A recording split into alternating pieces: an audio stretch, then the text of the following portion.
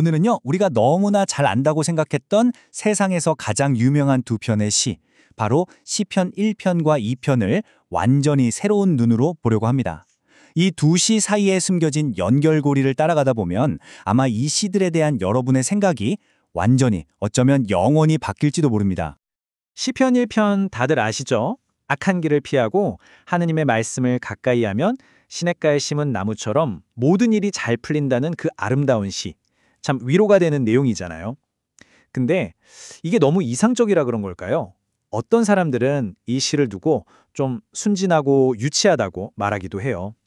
지금 우리가 사는 이 복잡한 현실 세계랑은 좀 거리가 먼 이야기 아니냐는 거죠. 그런데 바로 옆을 딱 보잖아요. 시편 2편은 분위기가 완전히 달라져요. 충격적일 정도로요. 시편 1편이 조용한 한 사람의 평화로운 모습을 아주 가깝게 클로즈업한 거라면 시편 2편은 갑자기 카메라 앵글을 확 바꿔서 전 세계적인 혼돈, 정치적인 반란, 하나님을 대적하려는 왕들의 음모 같은 걸 보여주는 거대한 와이드 앵글 샷 같아요. 꼭 전혀 다른 세계에서 온 두 이야기처럼 보이죠. 자, 여기서 이제 오늘의 핵심 질문이 나오는 거죠. 만약에요, 우리가 지금까지 이 이야기의 딱 절반만 읽어왔던 거라면 어떨까요? 시편 1편의 그 평화로운 그림이 사실은 훨씬 더 거대한 폭풍의 서막에 불과했다면요. 이게 바로 오늘 우리가 파헤쳐볼 미스터리입니다. 자, 그럼 지금부터 저랑 같이 문학 탐정이 돼서 이 두 시가 사실은 하나의 이야기라고 말하는 그 단서들을 한번 찾아보자고요. 놀랍게도 그 단서들은 멀리 있지 않고 바로 이 텍스트 안에 고스란히 숨겨져 있었습니다. 좋습니다. 그럼 이 두 시를 하나로 묶어주는 문학적 암호 한번 본격적으로 풀어볼까요? 첫 번째 단서는요, 이 시 전체의 설계도 안에 숨어 있어요. 작가가 아주 의도적으로 남겨둔 표시죠. 인클루지오라는 건데요. 우리말로는 수미상관이라고 하죠. 이게 뭐냐면 책꽂이 양 끝에 딱 책받침 두는 거랑 똑같아요. 작가가 자, 여기서부터 여기까지는 한 묶음이니까 꼭 같이 읽어주세요 라고 보내는 일종의 신호 같은 겁니다. 자, 이제 진짜 재밌어집니다. 단서를 직접 확인해 보시죠. 시편 1편의 원어, 히브리어 첫 단어가 뭐냐면요. 바로 아슈에레이, 복 있는 이라는 뜻이에요. 그리고 놀랍게도 시편 2편의 맨 마지막 단어, 이것도 정확히 똑같은 아슈레이입니다. 이건 절대 우연이 아니에요. 아주 고전적이고 의도적인 문학 기법이죠. 작가는 이 두 개의 똑같은 단어, 이 책받침 사이에 있는 모든 내용이 하나의 작품이라고 분명하게 선언하고 있는 거예요.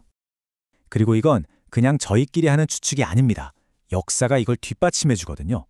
예를 들어 사도행전의 아주 오래된 사본을 보면요.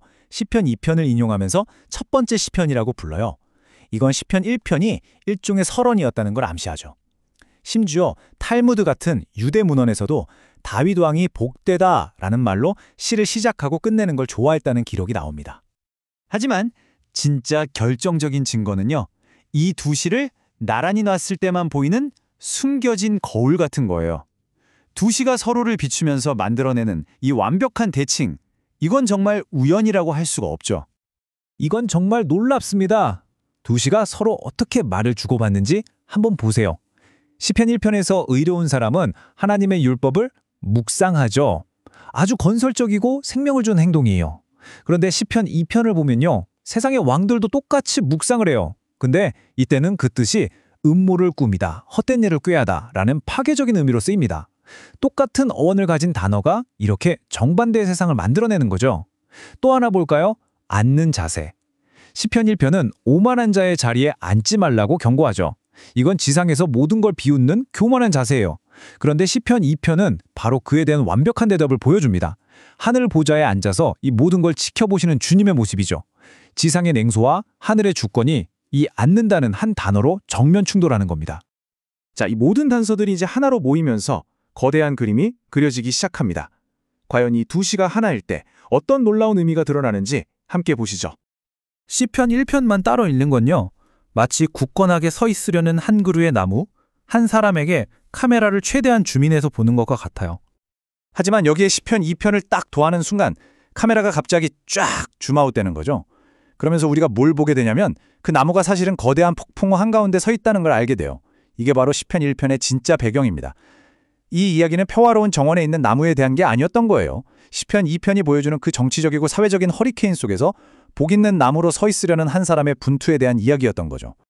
이 새로운 관점은요, 우리가 흔히 생각하는 복이라는 개념 자체를 완전히 뒤집어 버립니다.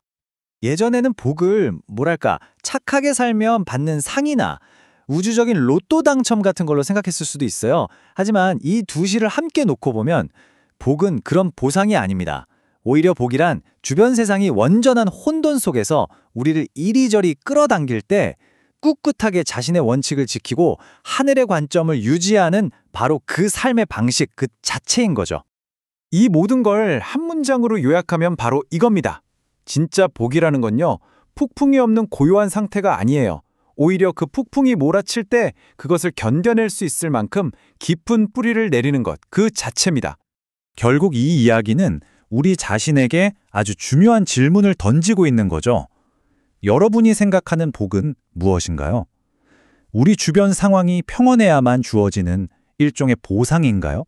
아니면 그보다 더 깊은 것, 특히 거센 바람이 불기 시작할 때 굳게 붙잡기 위해서 우리가 스스로 선택하고 만들어가는 삶의 방식일까요?